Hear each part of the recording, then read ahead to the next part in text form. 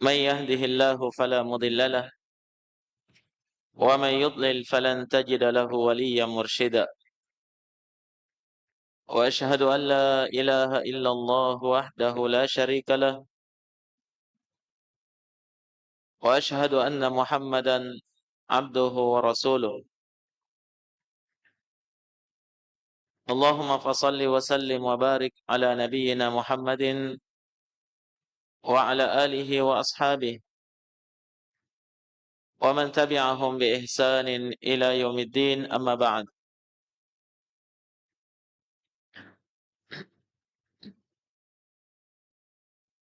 Ayuhal akhawatu fillah, saudari-saudariku kaum muslimat yang dirahmati oleh Allah Subhanahu wa taala. Alhamdulillah wasyukru lillah.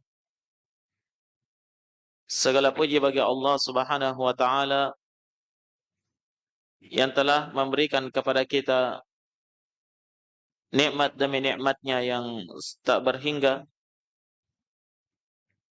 sehingga pada pagi hari yang berbahagia ini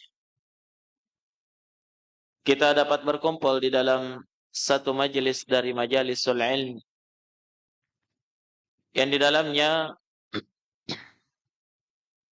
kita akan saling ingat mengingatkan dan saling mengajarkan tentang kitabullah dan sunnah Rasulullah sallallahu alaihi wa ala alihi wasallam.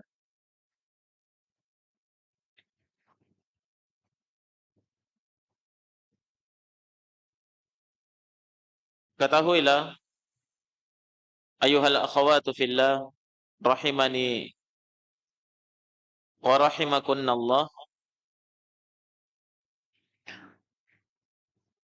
sesungguhnya Allah Subhanahu wa taala telah menciptakan manusia itu dalam sebaik-baik penciptaan. Dan Allah Subhanahu wa taala menciptakan manusia itu dari kalangan lelaki maupun wanita. Kemudian Allah Azza wa Jalla memberikan kepada setiap dari lelaki dan wanita ini keutamaan dan kemuliaan yang dimiliki oleh masing-masing dari kalangan lelaki dan wanita tersebut. Dan Islam datang mengajarkan kepada kita untuk mengangkat harkat dan martabat dan memberikan kemuliaan terhadap kaum wanita. Yang mana sebelum datangnya Islam, kaum wanita itu adalah makhluk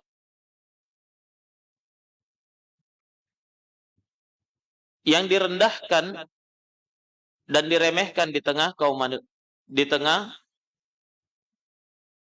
manusia. Naam. Terkhusus sebelum terutusnya baginda Rasul Muhammad sallallahu alaihi wa ala alihi wasallam,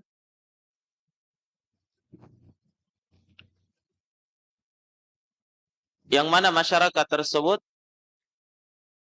adalah masyarakat yang dikenal dengan masyarakat jahiliyah atau ahlul jahiliyah.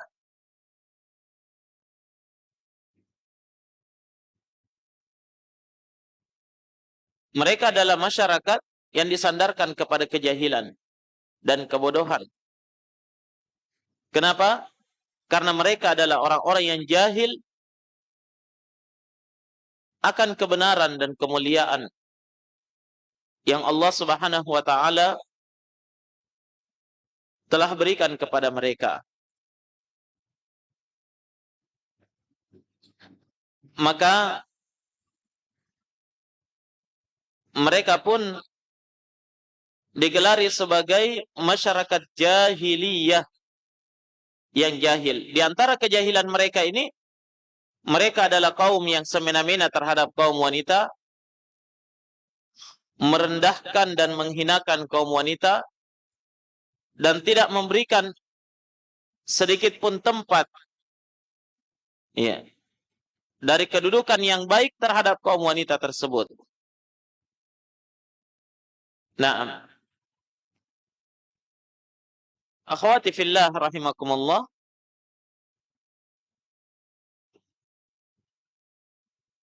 maka di sini kami akan menggambarkan sedikit bagaimana kondisi kaum wanita di zaman jahiliyah itu. Bukan untuk mengungkit permasalahan yang telah berlalu, namun tujuan utamanya adalah agar supaya kita bisa menjadikannya sebagai perbandingan kondisi kaum wanita sebelum datangnya Islam atau di zaman jahiliyah dengan kondisi kaum wanita di zaman setelah datangnya Al-Islam terhadap wanita-wanita yang menerima Al-Islam itu sendiri. Baik. Sebagaimana yang telah kita terangkan tadi, bahwa di zaman jahiliyah itu kaum wanita itu adalah kaum yang direndahkan oleh mereka. Tidak memiliki harga sedikit pun. Sampai-sampai Amirul Mukminin Umar bin Al-Khattab radhiyallahu taala an, beliau pernah berkata, "Kunna fi jahiliyatin la na'uddu an-nisaa syai'an. Falamma jaa al-Islam wa dzakarahunna Allah, ra'ayna lahunna bidzalika 'alaina haqqan." Kata Amirul Mukminin Umar bin Al-Khattab radhiyallahu an, kami di zaman jahiliyah dahulu sama sekali tidak menganggap itu yang namanya wanita. Artinya tidak menganggap mereka punya kedudukan dan punya harga di hadapan kaum lelaki. Tapi kata beliau, falamma ja'al Islam, maka tatkala telah datang al-Islam, wa dzakarahunna Allah, dan Allah Subhanahu wa taala menyebut tentang wanita itu di dalam Al-Qur'an, ra'ayna lahunna bidzalika 'alaina haqqa. Barulah saat itu kami menganggap bahwa kaum wanita itu ada hak terhadap kami. Iya. Wanita itu juga punya hak. Wanita itu juga punya harga diri. Wanita itu juga punya kemuliaan. Setelah Allah Subhanahu wa taala menyebutkan tentang kaum wanita itu di dalam Al-Qur'an. Iya. Maka ini bukti yang nyata bahwa Islam datang memuliakan agama Allah Subhanahu wa taala, memuliakan kaum wanita. Islam datang mengangkat harkat, martabat dan derajat kaum wanita itu sendiri. Yang mana di zaman jahiliyah mereka itu tidak ada harganya sama sekali. Nah, kata Umar bin Al-Khattab, nanti datang Islam dan kami dapatkan bahwa ternyata Allah menyebut-nyebut hak mereka di dalam Al-Quran, baru kami menganggap bahwa ternyata wanita itu punya hak terhadap kami. Sampai-sampai sebagaimana ini kita ketahui bersama, Allah Subhanahu wa taala menjadikan kaum wanita ini pembahasan kaum wanita ini ada pada satu surah di dalam Al-Quran, bahkan menjadikan Nah, wanita ini sebagai nama surah dalam Al-Quran, yaitu surah apa? Surah An-Nisa.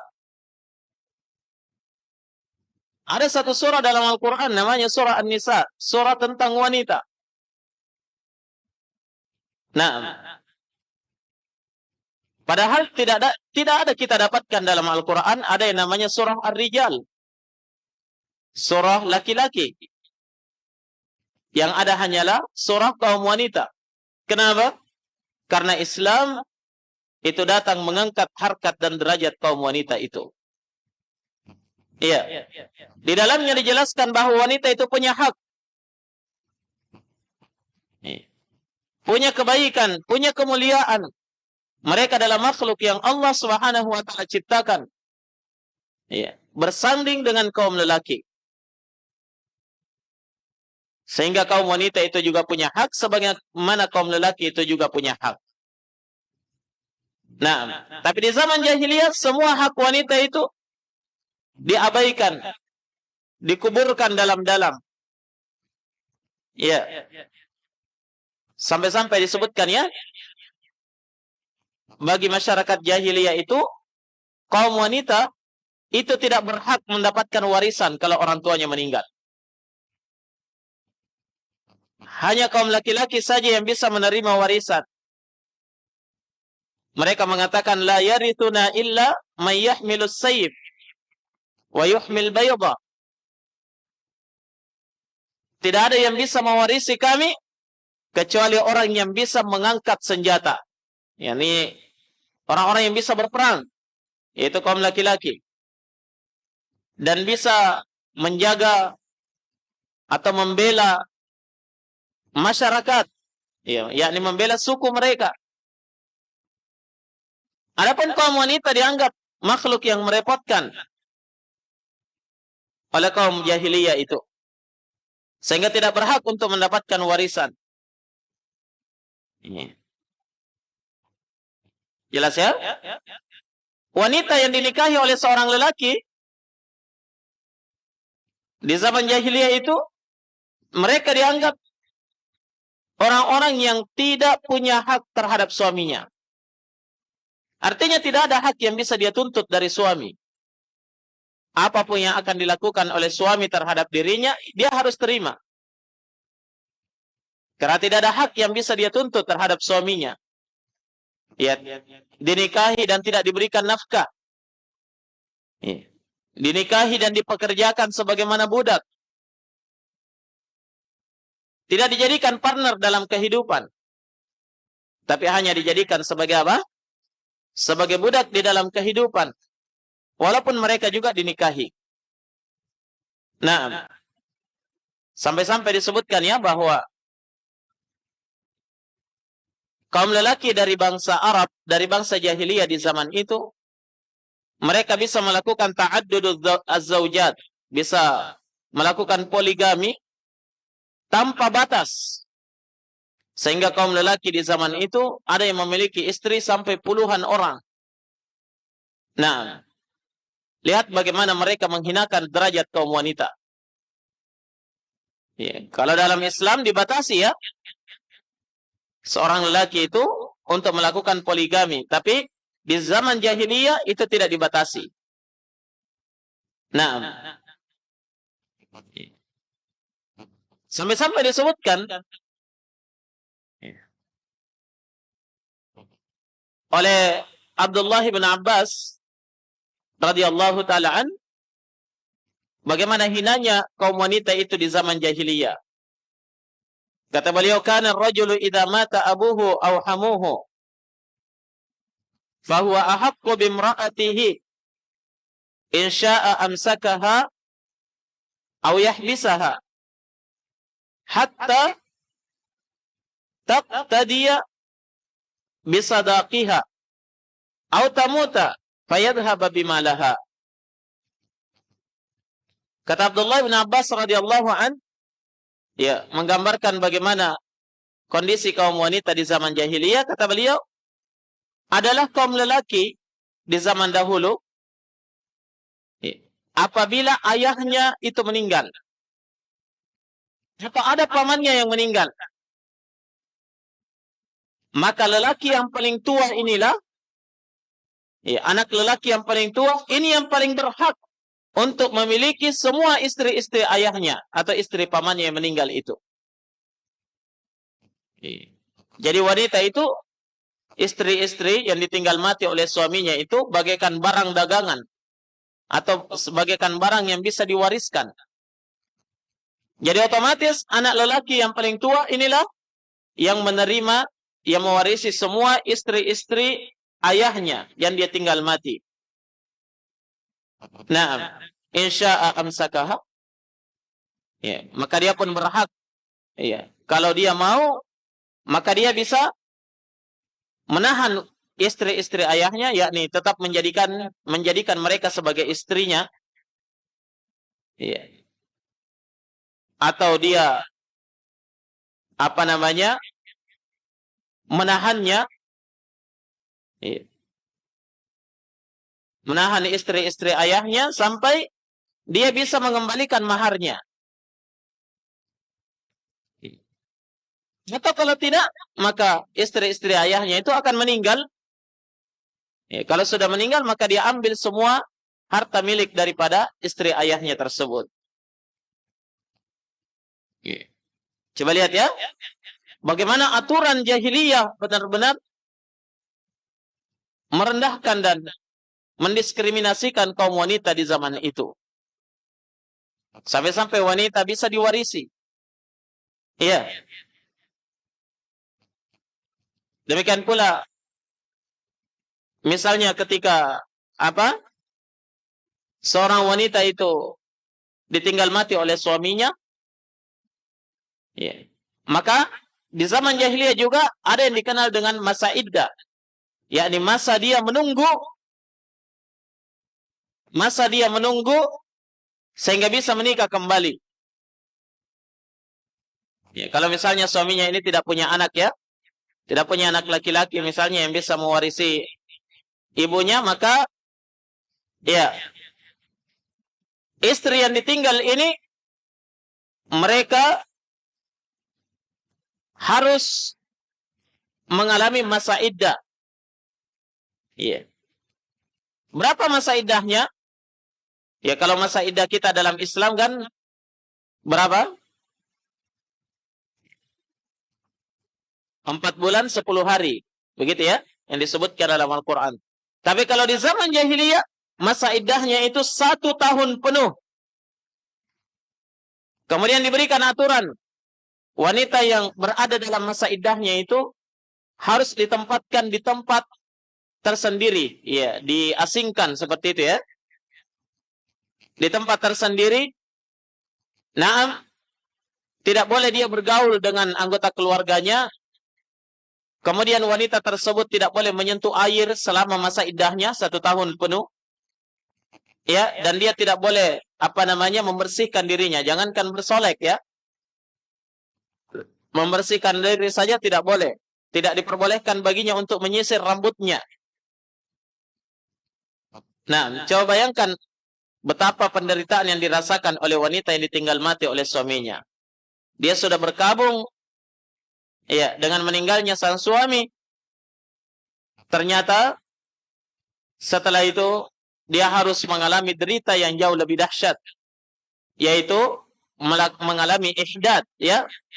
Selama 1 tahun lamanya, naam, disertai dengan penderitaan yang sangat luar biasa. Baik, itulah penghinaan kaum jahiliyah terhadap kaum wanita. Dan disebutkan di dalam sirah orang-orang Arab di zaman dahulu, ya, bahwasanya masyarakat jahiliyah itu memiliki adat kebiasaan yang aneh. Ya. Kalau ada orang Jawa bilang nyeleneh. Sangat aneh kebiasaan mereka itu. Kebiasaan yang tidak mengenal rasa malu. Apa itu? Katanya, karena orang Arab jahiliyah dahulu itu sangat menghormati dan sangat menyenangi ya orang-orang yang kuat, orang-orang yang hebat dalam peperangan, orang-orang yang disegani dalam hidupnya. Ya, laki-laki yang kuat seperti itu yang sangat disenangi. maka mereka ingin juga memiliki keturunan sama dengan lelaki yang seperti itu, laki-laki yang kuat, yang hebat, ya, yang tidak ada tandingannya.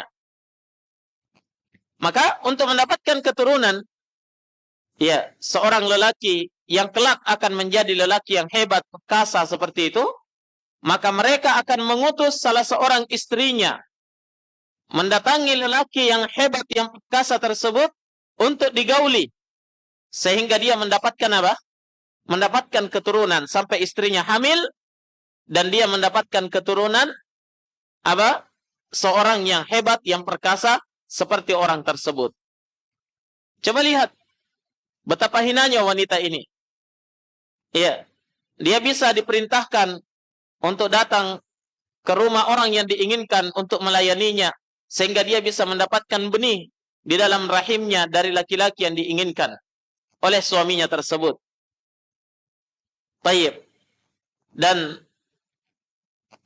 lebih parahnya lagi ketika sebahagian laki-laki di zaman jahiliyah itu, ya, menjadi kebiasaan mereka itu menjual istrinya dan budak-budak wanitanya kepada laki-laki hidung belang untuk dizinahi, kemudian dia mengambil semua bayarannya. La ilaha illallah. Ini adalah benar-benar kerusakan moral dan penghinaan yang sangat besar terhadap kaum wanita. Iya. Dan orang-orang masyarakat jahiliyah itu, lantaran bejatnya anggapan mereka terhadap kaum wanita, sampai-sampai mereka itu tidak senang lagi mau melahirkan anak wanita. Karena pasti akan diperlakukan dengan cara hina seperti itu. Ya, sebagaimana yang kita ketahui bersama.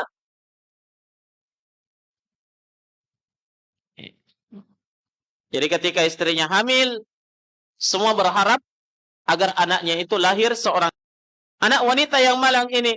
Yatawara minal qaum, bersembunyi dari kaumnya karena jeleknya apa yang telah diberitakan kepada mereka. Maka dia pun dalam persembunyiannya itu berpikir, ayumsikuhu ala hunin am yadussuhu fit turab. Apakah dia tetap memelihara anak wanita ini dalam keadaan hina dina? Dia dihinakan oleh orang, direndahkan oleh orang karena punya anak wanita. Atau nanti kelak kalau sudah besar anaknya ini akan dihinakan oleh laki-laki yang akan menikahinya. Ayumsikuhu ala hunin. Apakah dia tetap memeliharanya di atas kehinaan? Am yadussuhu fit turab. Atau dia akan menguburkannya ke dalam tanah hidup-hidup.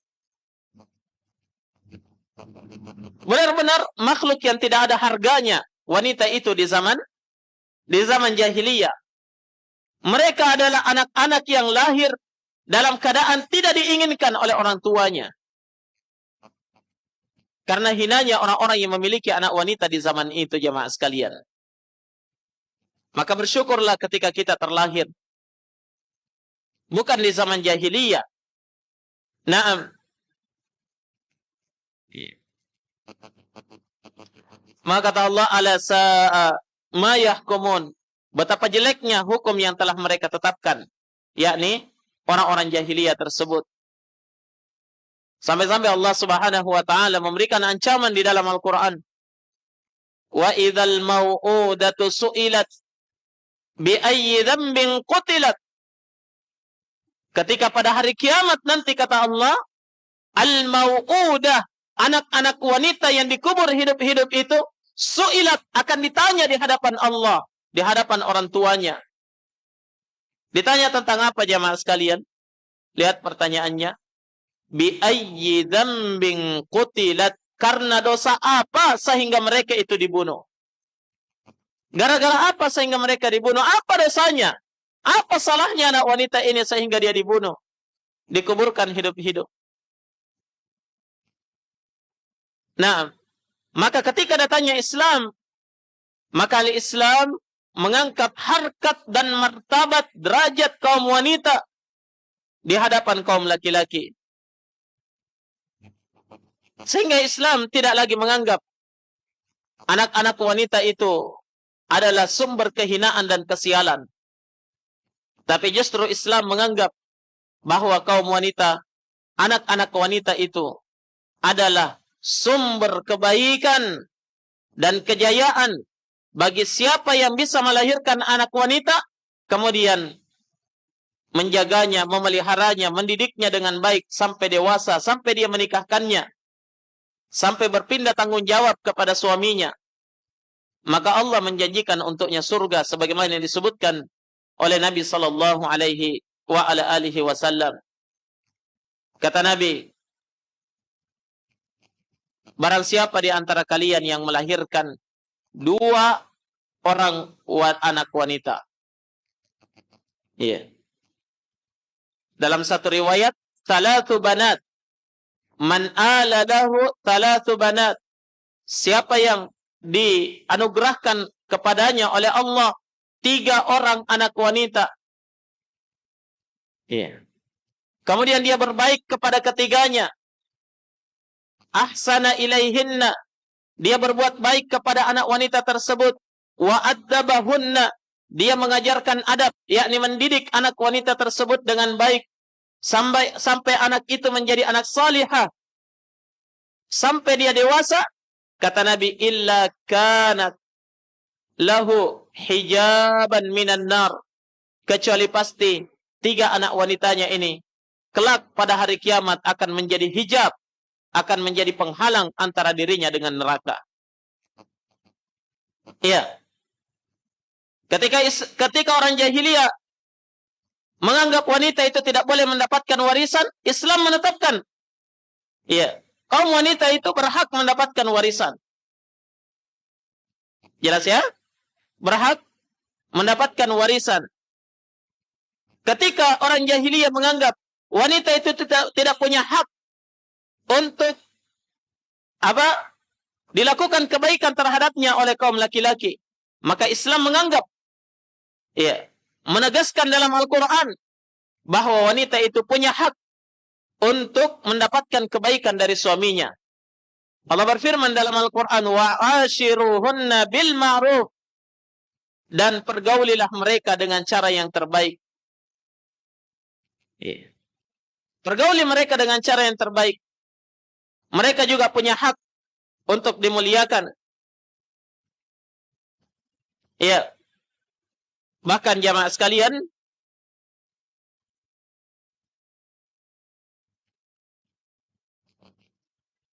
Nabi sallallahu alaihi wasallam benar-benar memperhatikan, ya, memperhatikan kepentingan dan kebutuhan kaum wanita tersebut.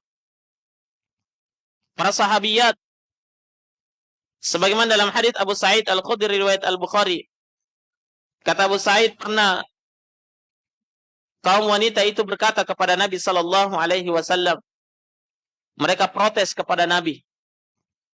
Iya. Dengarkan apa protesnya wanita? Ya, bukan protesnya kenapa kaum laki-laki ini kalau taklim dia pakai AC sementara kita pakai kipas angin. Ya. Bukan protesnya, ya, kenapa kami mendapatkan fasilitas begini, kaum laki-laki tidak, laki-laki mendapatkan begini, kami tidak. Tapi lihat protesnya. Mereka protes, ghalabana alaikar rijal. Katanya, wahai Rasul, kaum laki-laki itu sudah banyak mengalahkan kami dari mendapatkan ilmu darimu, wahai Rasul. Kami kalah sama kaum laki-laki dari sisi ilmu. Kenapa? Karena kaum laki-laki, mereka selalu berjumpa denganmu, mendengarkan ta'limmu, mendengarkan hadits dari kamu, begitu ya? Sementara kaum wanita tempatnya di rumah.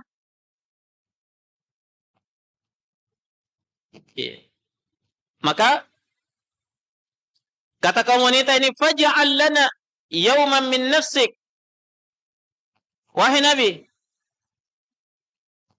jadikan untuk kami 1 hari. Berikan kami 1 hari waktumu untuk mengajari kami. Kata Abu Sa'id Al-Khudri radhiyallahu taala an, "Fawa'adahunna yawman laqiyahunna fihi, fawa'adahunna."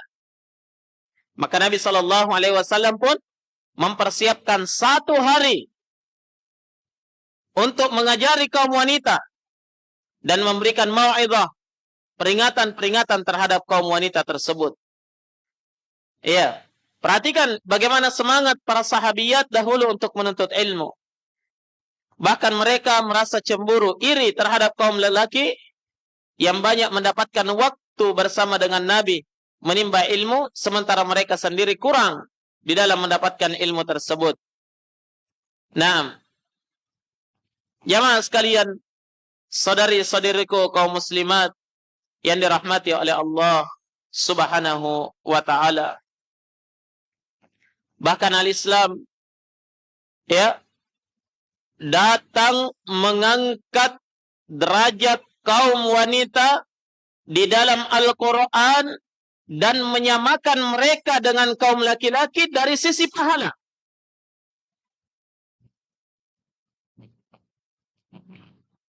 Sehingga tidak ada bedanya pahala laki-laki dengan pahala perempuan dalam Islam. Coba lihat ya. Selama dia berbuat amal salih.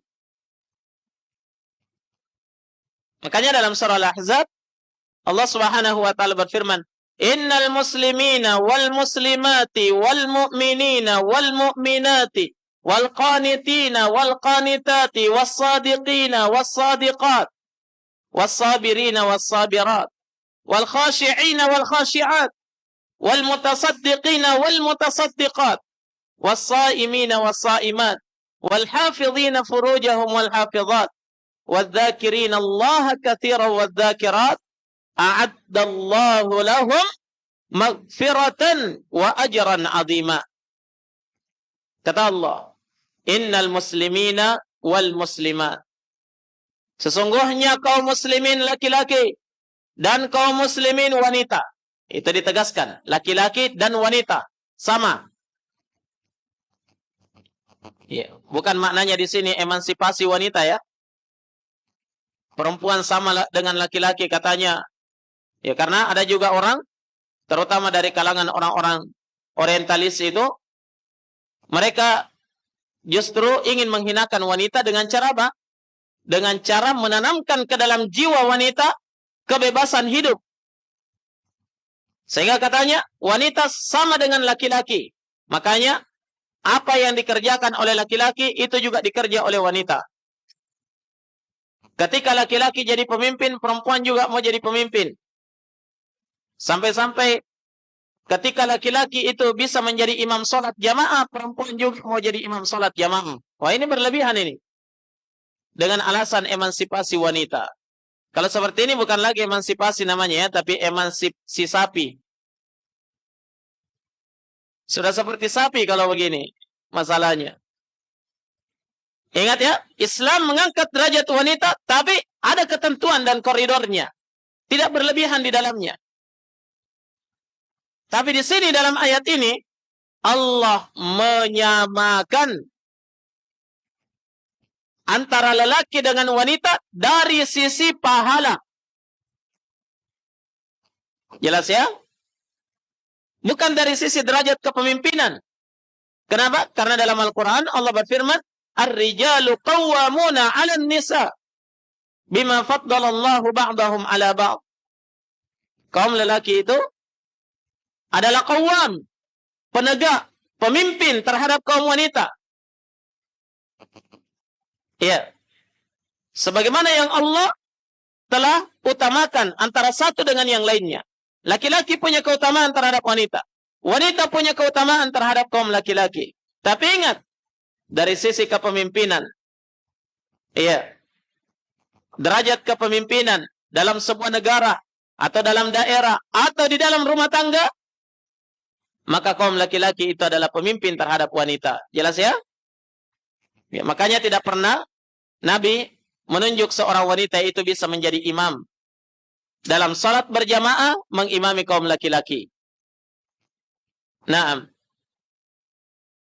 maka kapan wanita itu sudah mau menjadi pemimpin, mengambil alih dengan alasan ya disederajatkannya kaum lelaki dengan wanita, maka inilah awal dari kehancuran. Kata Nabi sallallahu alaihi wasallam, "La yufliha qaumun wallau amrahum imra'ah."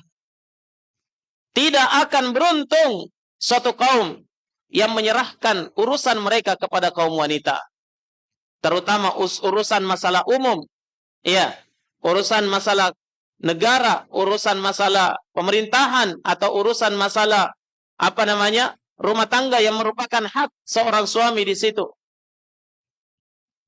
Kemudian mau diatur oleh istri, maka tidak akan beruntung, kata Nabi Shallallahu Alaihi Wasallam. Ini tidak sama di sini antara lelaki dengan wanita. Tapi dari sisi pahala, bagi siapa yang berbuat baik, maka sama kedudukannya di dalam Islam. Ini dalam rangka mengangkat harkat dan martabat kaum wanita. Lihat dalam ayat ini yang kita bacakan tadi. Innal muslimina wal muslimat. Sesungguhnya kaum muslimin, laki-laki dan perempuan. Wal mu'minina wal mu'minat. Dan orang-orang yang beriman laki-laki dan yang beriman perempuan. Wal qanitina wal qanitat. Yang taat dari kalangan laki-laki dan yang taat dari kalangan wanita. Was-sadiqina was-sadiqat. Lelaki yang jujur dan wanita yang jujur. Was-sabirina was-sabirat. Laki-laki yang bersabar dan perempuan yang bersabar. Wal khashi'ina wal khashi'at. Laki-laki yang khusyuk dan wanita yang khusyuk. Wal mutasaddiqina wal mutasaddiqat. Dan laki-laki yang gemar bersedekah dan wanita-wanita yang gemar bersedekah. Wasaimina wasaimat.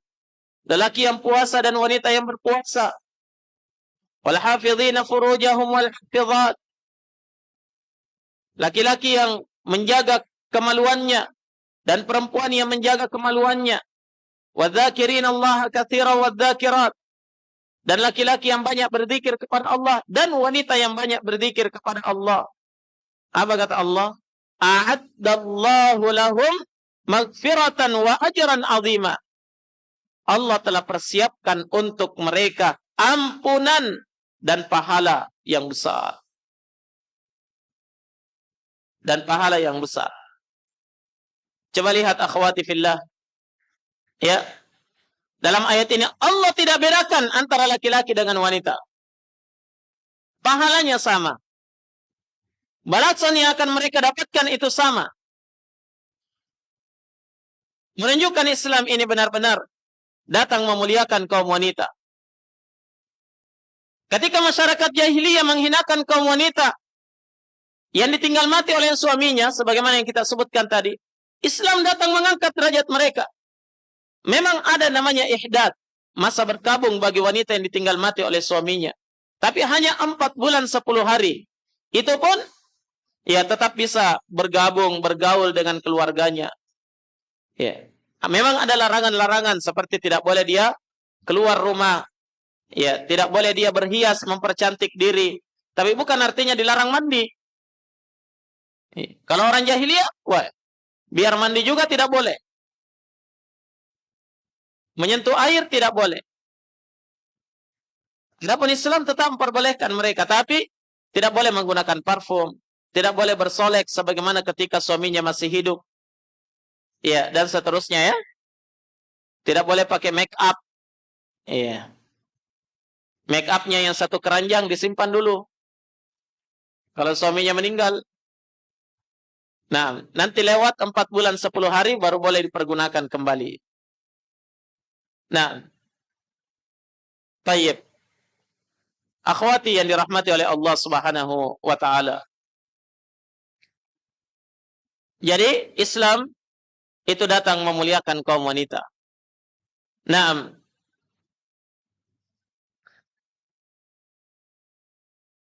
Sampai-sampai dalam sebagian keadaan ya di dalam syariat kita yang mulia ini justru lebih mengutamakan wanita daripada kaum laki-laki. Pada sebahagian keadaan. Jelas ya? Dalam keadaan apa itu? Contohnya misalnya, dalam keadaan berbakti kepada kedua orang tua. Nah, berapa banyak ayat di dalam Al-Quran yang memerintahkan kaum muslimin itu berbakti kepada kedua orang tuanya, justru yang disebut pertama adalah ibunya. Bukan ayah yang disebutkan pertama. Coba lihat misalnya dalam surah Luqman ya. Allah berfirman, "Wa wassaynal insana biwalidayhi hamalathu ummuhu wahnan ala wahn wa fisaluhu fi amaini an ishkur li wa liwalidayka ilayyal masir." Kata Allah, dan kami telah berwasiat, yakni mewajibkan kepada manusia, kepada setiap insan, untuk apa? Biwaliday ihsana. Agar berbakti, berbuat ihsan, berbuat baik kepada kedua orang tuanya. Kemudian kata Allah, waladathu ummuhu.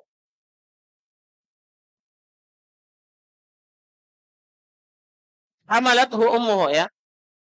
Wahnan ala wahn. Dia itu telah dihamilkan oleh ibunya lemah di atas kelemahan. Wa fisaluhu fi amain.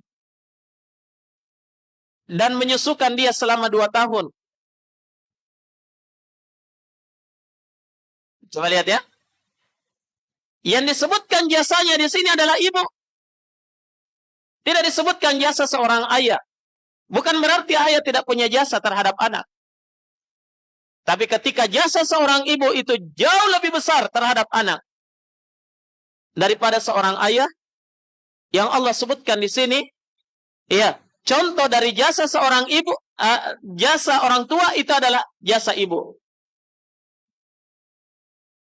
Dalam ayat yang lain Allah berfirman, "Wa wassaynal insana biwalidayhi ihsana, hamalathu ummuhu kurhan wa wada'athu kurha." Kami telah mewasiatkan kepada manusia untuk berbuat baik kepada kedua orang tuanya. Dia itu dihamilkan oleh ibunya dalam keadaan sulit dan melahirkannya dalam keadaan sulit. Nah, yang didahulukan di sini adalah ibu. Yang didahulukan di sini adalah wanita, karena wanita lebih besar andilnya, lebih besar jasanya terhadap anak dibandingkan seorang ayah. Sehingga dalam hadits yang masyhur ya, riwayat Al-Bukhari dan Muslim, tatkala seorang sahabat Nabi datang bertanya kepada beliau, "Ya Rasulullah, man ahaqqun nasi bihusni sahabati?" Wahai Rasul, siapa orang yang pantas untuk saya berbakti kepadanya? Siapa orang yang pantas saya berbuat baik kepadanya? Apa jawaban Nabi? Ummuka, ibumu. Sahabat ini bertanya lagi, "Tsumma man?" Kemudian siapa lagi wahai Nabi? Kata Nabi, "Ummuk, ibumu. Emakmu, indukmu." Dia kembali bertanya, "Tsumma man?" Kemudian siapa lagi? Nabi jawab, "Ummuk, ibumu." 3 kali Nabi sebutkan. Baru yang keempat kalinya Nabi ditanya, "Tsumma man?" Kemudian siapa lagi wahai Nabi? Kata Nabi, "Tsumma abuk." Kemudian ayahmu. Di sini Islam mendahulukan kaum wanita dalam bakti seorang anak. Mendahulukan seorang ibu daripada seorang ayah. Walaupun anak wajib berbakti kepada kedua orang tua, tapi harus melebihkan baktinya kepada sang ibu daripada kepada ayahnya. Demikianlah keadilan Islam. Naam, yang telah memuliakan kaum wanita, mengangkat harkat dan martabat mereka dari lembah kehinaan masyarakat jahiliyah. Kemudian diangkat, berada pada cahaya ilmu, cahaya syariat yang dibawa oleh Rasulullah sallallahu alaihi wa ala alihi wasallam. Naam, Akhwati fillah yang dirahmati oleh Allah Subhanahu wa taala. Naam.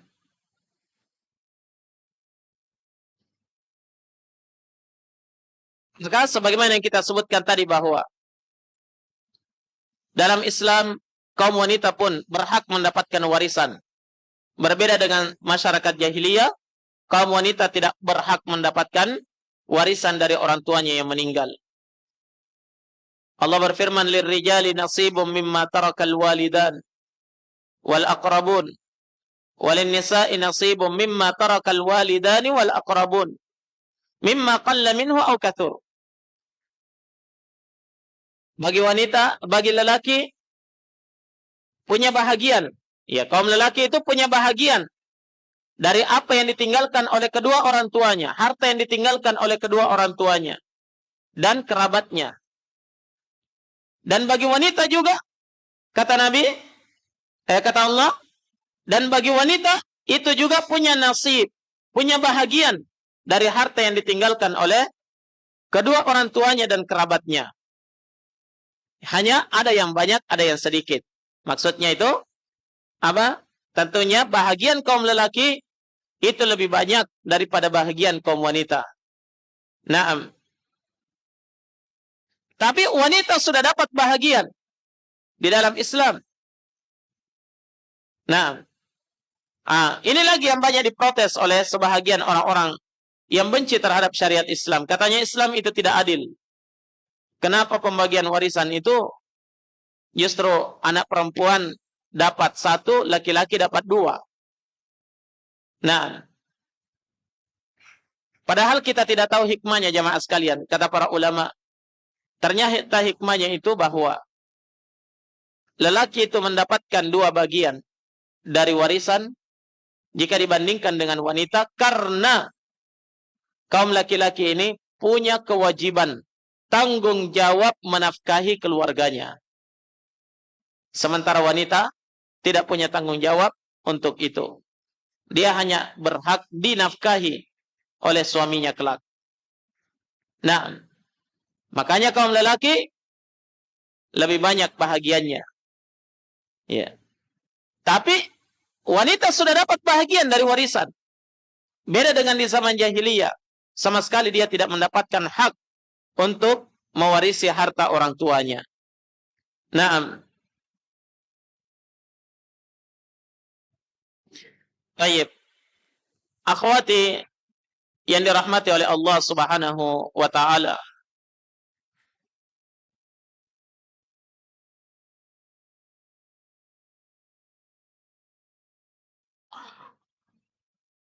Kemudian apa namanya di antara, jadi banyak sekali ya bukti-bukti dari pemuliaan Islam terhadap kaum wanita itu. Namun akan panjang majelis kita kalau kita akan menjelaskan atau menyebutkan satu persatu dari bukti-bukti yang menunjukkan bahwa Islam itu telah memuliakan kaum wanita, mengangkat harkat dan martabat mereka. Nah, namun di sini satu hal yang penting untuk kita tekankan yang menjadi pokok pembahasan dari daurah kali ini, bahwasanya di antara bentuk pemuliaan Islam terhadap kaum wanita tatkala Allah Subhanahu wa taala dan Rasulnya memberikan syariat, menurunkan syariat kepada kaum wanita untuk berhijab. Iya. Itu bagian dari pemuliaan terhadap kaum wanita. Iya. Dan itu adalah libasut taqwa. Pakaian ketakwaan khusus bagi kaum wanita. Allah Subhanahu wa taala berfirman, "Inna anzalna ilaikum libasan yuwari sawatikum warisha wa libasut taqwa dzalika khair." Dan kami telah menurunkan kepada kalian libas, pakaian. Apa tujuan dari pakaian tersebut? Yuwari sawatikum, untuk menutupi aurat, kemaluan kalian. Warisha, dan pakaian itu sebagai perhiasan untuk kalian. Tapi kata Allah, walibasut taqwa. Dan pakaian ketakwaan itulah yang baik untuk kalian. Khairul lakum. Itu yang baik untuk kalian. Jadi Allah dalam kehidupan ini memberikan kepada kita pakaian. Dan berbagai macam jenis pakaian ada di dunia ini. Iya kan? Apalagi sudah lahir desainer-desainer modern yang mereka memberikan atau menawarkan model-model pakaian yang luar biasa menggiurkan, sangat disenangi terutama dari kalangan kaum Hawa. Nah, tapi bersamaan dengan banyaknya jenis-jenis pakaian yang Allah berikan kepada manusia di dunia ini, Allah pun menegaskan bahwa walibasut taqwa dzalika khair. Dan pakaian ketakwaan itu yang baik.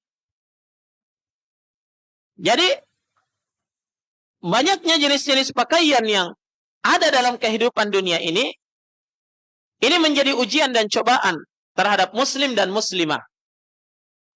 Sehingga dia pandai-pandai memilih yang mana yang masuk dalam kategori libasut taqwa, pakaian ketakwaan itu tadi. Dan ini berlaku bagi laki-laki maupun wanita. Dan telah kita tekankan tadi bahwa libasut taqwa, pakaian ketakwaan untuk kaum wanita itu adalah hijab yang syar'i.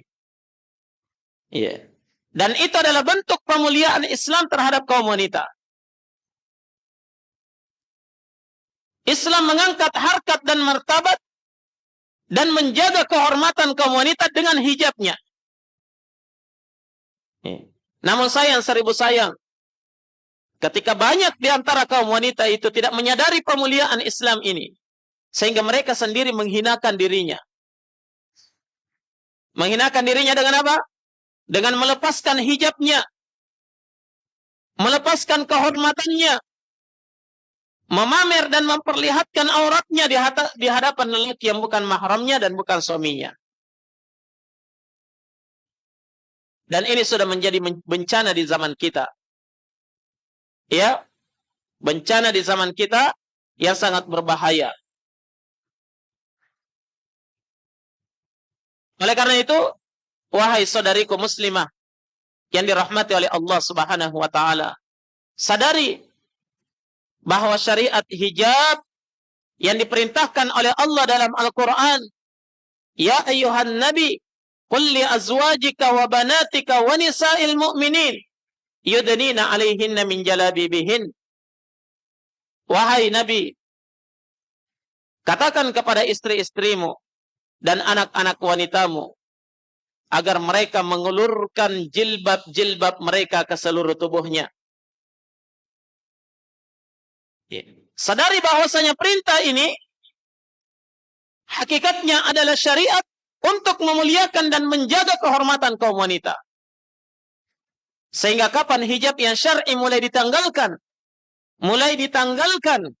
maka ingat, disitulah awal dari kehancuran dan kehinaan yang akan dirasakan oleh kaum wanita, terutama wanita muslimah. Mulai diremehkan, mulai dianggap sebagai barang murah. Ya, terlebih lagi ketika aurat itu sudah diumbar, baik di dunia nyata maupun di dunia maya.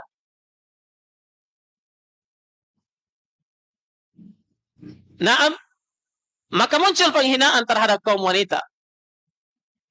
Jelas ya? Syaitan mempermainkan mereka. Kenapa? Karena hijab syar'i ini sudah mulai ditinggalkan.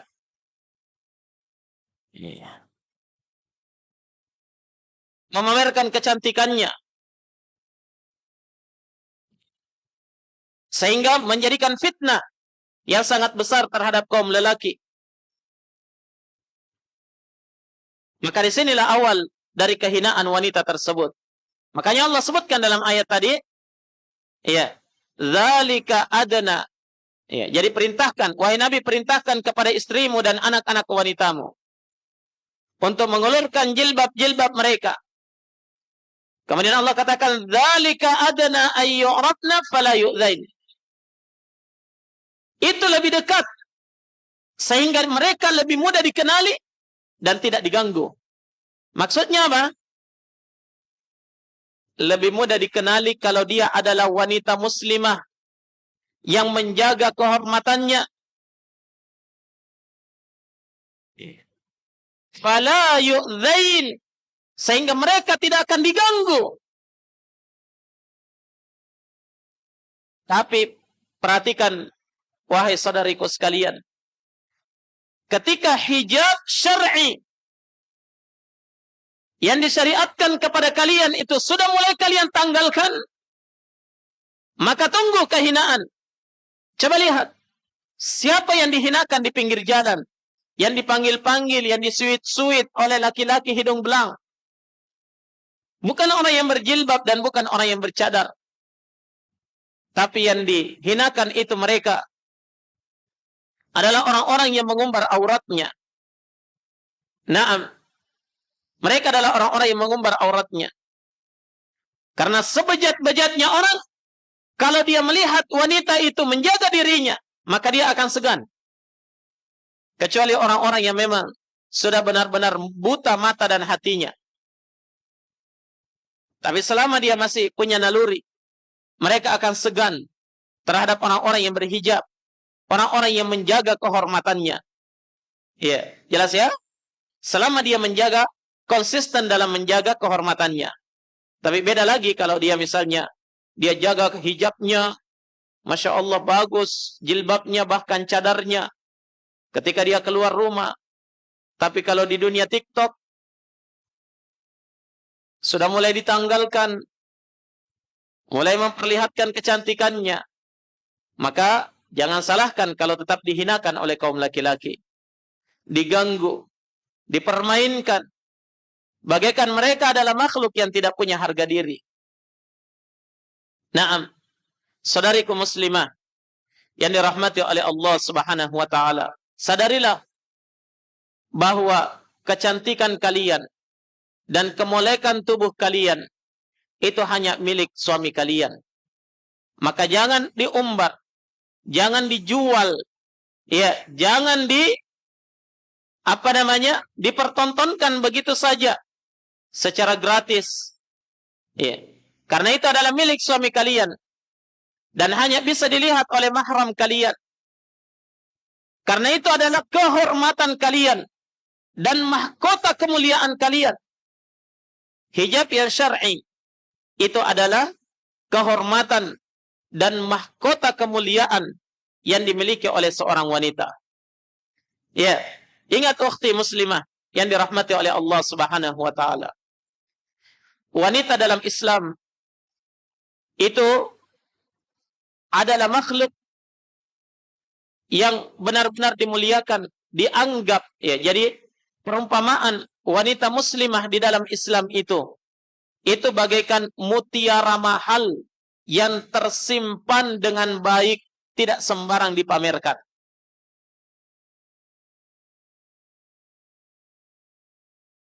Begitu Islam menganggap wanita, begitu Islam memuliakan wanita.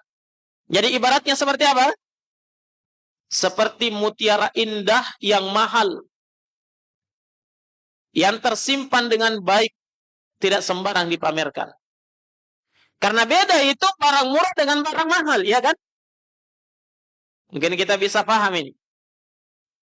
Perbedaan antara barang murah dengan barang mahal. Kalau barang murah itu biasanya diobral, ya. Diecer, diobral di pinggir jalan, di pasar. Ya, 5 sebu telu. 5.003. Coba lihat perhiasan. Ya, emas, ya, emas. Ya. Orang Inggris bilang ulaweng. Nah, emas itu yang dianggap mahal, di mana disimpan? Dijual sama penjual ikan? Ya, tidak ada. Dia disimpan dalam lemari yang bagus. Iya kan? Itu emas. Iya. Tapi kalau emas, apa namanya itu? Ada sekarang yang emas itu tapi emas palsu ya. Kalau di kampung saya dibilang celok. Iya. Coba lihat perhiasan yang seperti itu. Yang emas palsu itu. Yang murahan. Ya, 100.000 dapat mie 3 orang. Itu di mana dijual di tempatnya? Biasanya di pintu masuk ke pasar ikan. Tapi kalau emas yang mahal di mana? Dalam toko. Tapi yang lebih mahal lagi daripada itu apa? Mutiara yang mahal dicari di pasar pun tidak ada.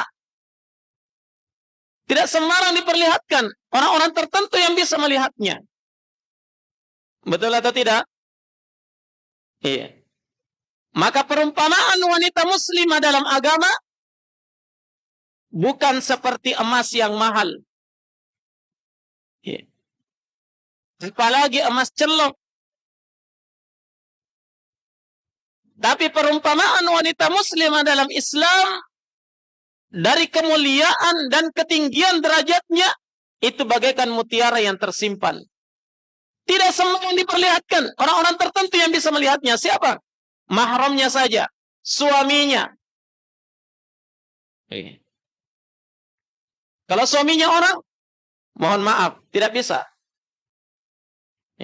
Hanya suaminya yang bisa melihatnya. Kalau dia belum punya suami, maka dia dipersiapkan yang bisa melihatnya hanya orang tertentu yang akan melamarnya nanti. Bisa dipahami ini? Iya. Ini untuk menepis anggapan. Iya. Anggapan dari syubhat yang dilancarkan oleh orang-orang orientalis. Iya. Yang memusuhi Islam. Menganggap bahwasanya jilbab, cadar, hijab itu adalah bentuk diskriminasi dan penjara terhadap kaum wanita. Ini adalah tuduhan yang bejat. Bukan, tetapi Islam menganggap wanita itu adalah barang mahal, mulia. Ya, sangat mulia. Apalagi kalau namanya memang sudah mulia. Nah, dia adalah barang yang sangat mahal. Tidak sembarang diperlihatkan. Yang bisa melihat mahramnya, yang bisa melihat suaminya. Atau calon suaminya nanti. Kalau belum punya suami. Iya. Ketika dia mau keluar, harus pakai security. Ya. Ketika mau dibawa keluar, ini tidak sembarang dibawa keluar barang mahal ini. Kalau mau dibawa keluar, itu pakai security. Siapa security-nya? Mahramnya. Iya. Makanya dalam Islam, terutama kalau mau safar, wanita itu tidak dibenarkan keluar safar perjalanan jauh tanpa mahram. La tusafirul mar'atu illa ma'adhi mahramin. Tidak dibenarkan wanita itu melakukan safar perjalanan jauh kecuali dengan mahramnya. Didampingi oleh mahramnya, didampingi oleh suaminya, didampingi oleh pelindung-pelindungnya. Itu dalam rangka apa, ibu-ibu sekalian? Dalam rangka apa itu? Dalam rangka memuliakan dan menjaga kehormatan kaum wanita. Nah, tapi kalau ada wanita yang benci hijab, ada wanita-wanita yang tidak mau berhijab, mulai menanggalkan hijab yang syar'i, berarti dia telah menghinakan dirinya. Yeah. Melakukan safar ke sana kemari tanpa mahram. Itu barang murah itu yang seperti itu. Yeah. Inilah barang obral ini yang seperti ini.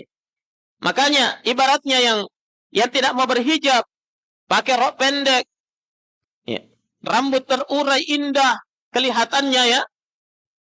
Naam, ini hakikatnya ya. Hakikatnya kalau kita menimbang dengan timbangan syariat, hakikatnya inilah barang murah yang kita sebut tadi 5 sebut dulu. Tapi barang mahal itu tidak sembarang diperlihatkan. Makanya saudariku muslimah, Jangan sekali-kali termakan dengan propaganda orang-orang yang memusuhi agama ini. Orang-orang yang ini ingin menghinakan wanita-wanita muslimah sehingga jilbabnya ditanggalkan, cadarnya dihilangkan. Jangan terpengaruh dengan propaganda mereka. Apalagi termakan isu dari orang-orang yang memberikan analogi-analogi yang busuk. Ya. Siapapun dia, walaupun ayahnya kiai haji, ulama besar, penulis tafsir, misalnya ya, tapi anaknya tidak berjilbab. Ketika ditanya, kenapa mbak tidak mau berhijab? Katanya, analoginya seperti ini. Allah itu tidak pernah bertanya kepada kita, 5 tambah 5 berapa? Pasti jawabannya 10. Tapi Allah itu bertanya, kalau hasilnya 10, berapa tambah berapa? Ya, bisa saja 5 tambah 5, bisa juga 7 tambah 3, bisa. Nah, ini enggak tahu ini analoginya, guru matematika mungkin ini. Artinya apa? Katanya, jalan menuju surga itu banyak. Coba lihat syubhatnya perempuan goblok ini. Jalan menuju surga itu katanya banyak. Makanya, tidak mesti harus berhijab. Biar tidak berhijab, orang bisa juga masuk surga. Subhanallah. Demikianlah kalau agama itu hanya sesuai dengan analogi saja. Ketahuilah ukhti fillah, jikalau seandainya agama ini hanya berdasarkan akal pikiran manusia, kata Ali bin Abi Thalib, maka mengusap di bawah sepatu itu lebih pantas daripada mengusap di atas sepatu. Tapi yang diperintahkan oleh Allah ketika berwudu mengusap di atas sepatu, di atas khuf. Kenapa? Karena agama itu tidak berdasarkan akal. Ya, tapi agama itu berdasarkan syariat, dalil, kitabullah dan sunnah yang diikuti oleh akal, yang diperkuat oleh akal pikiran manusia. Sehingga akal itu mengikuti syariat, bukan justru akal itu menentang syariat. Nah, pegang baik-baik, wahai saudariku muslimah, bahwa sungguh kalian itu adalah makhluk yang dimuliakan di dalam agama Allah. Barang mahal yang tidak sembarang diperlihatkan, tidak sembarang dikeluarkan. Naam, barang yang benar-benar dijaga dengan baik, makhluk yang benar-benar dimuliakan oleh Allah Subhanahu wa taala. Maka ya, ketika kita menyadari ini, maka di sana kita akan mudah untuk menerima setiap syariat dari Allah Subhanahu wa taala. Tidak lagi berpikiran, "Oh, pakai jilbab itu panas." Iya. Tidak lagi berpikiran pakai cadar itu sumpek. Iya. Berhijab itu bikin malu atau membatasi gerak-gerik kita. Kita tidak bisa kerja lagi kalau pakai cadar dan seterusnya. Iya, itu adalah bisikan-bisikan syaitan. Berapa banyak dari saudari-saudari kita wanita muslimah, tatkala dia menggunakan hijab yang syar'i, justru dia mendapatkan kemuliaan luar biasa. Dan tetap dia bisa bekerja. Dan tetap dia bisa berkarya. Dan tetap ya, dia adalah wanita yang dimuliakan oleh Allah Subhanahu wa taala dan makhluk Allah Subhanahu wa taala. Maka dari itu, iltizam, berpegang teguh pada hijab yang syar'i. Karena Allah itu adalah perkara yang terpenting. Ingat ya, karena Allah. Karena banyak juga orang berhijab karena apa? Karena tren. Oh, sekarang lagi tren pakai cadar. Akhirnya pakai cadar. Ya. Orang yang seperti ini biasanya kadang pakai cadar, kadang tidak. Kenapa? Karena tren pakai cadar. Oh, sekarang lagi tren pakai jilbab. Jilbab cekik leher. Wah, ikut-ikutan seperti itu. Nah, ingat ya, berhijab karena Allah. Oleh karena itu, fahami ilmunya. Sehingga kita bisa berhijab sesuai dengan yang disyariatkan oleh Allah. Nah, sehingga nanti insyaallah ta'ala kita akan jelaskan. Ya, ini waktunya sudah jam 12 ya.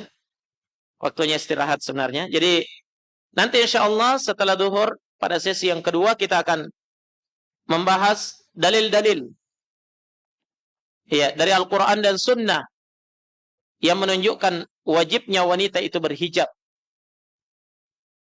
Wajib hukumnya wanita itu berhijab. Ya, sesuai dengan dalil Al-Quran dan Sunnah, sehingga tidak ada lagi yang mengganjal, tidak ada lagi yang menghalangi kita untuk berhijab, karena itu adalah perintah Tuhan kita, perintah Rabb kita, dan perintah Rasul Muhammad sallallahu alaihi wasallam.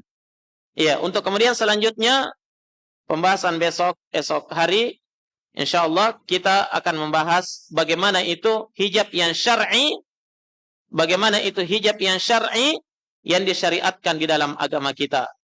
Naam, karena banyak orang yang berhijab dianggap itu adalah hijab syar'i, ya, namun sudah banyak terjadi perubahan karena ya terutama di Indonesia ini ya. Orang Indonesia itu mungkin karena terlalu kreatif sehingga semuanya bisa dimodifikasi. Cadar juga dimodifikasi. Iya. Sehingga muncul istilah jilbab gaul, cadar gaul, ya, niqab gaul, dan seterusnya. Namun, ya, di sini kita penting untuk mempelajari, ya, bagaimana itu hijab yang syar'i, yang diridhai oleh Allah dan Rasulnya, sesuai dengan yang digunakan oleh para sahabiyat di zaman dahulu. InsyaAllah kita akan bahas di esok hari. Baik, sekira demikian dulu, kita istirahat pada sesi yang pertama ini.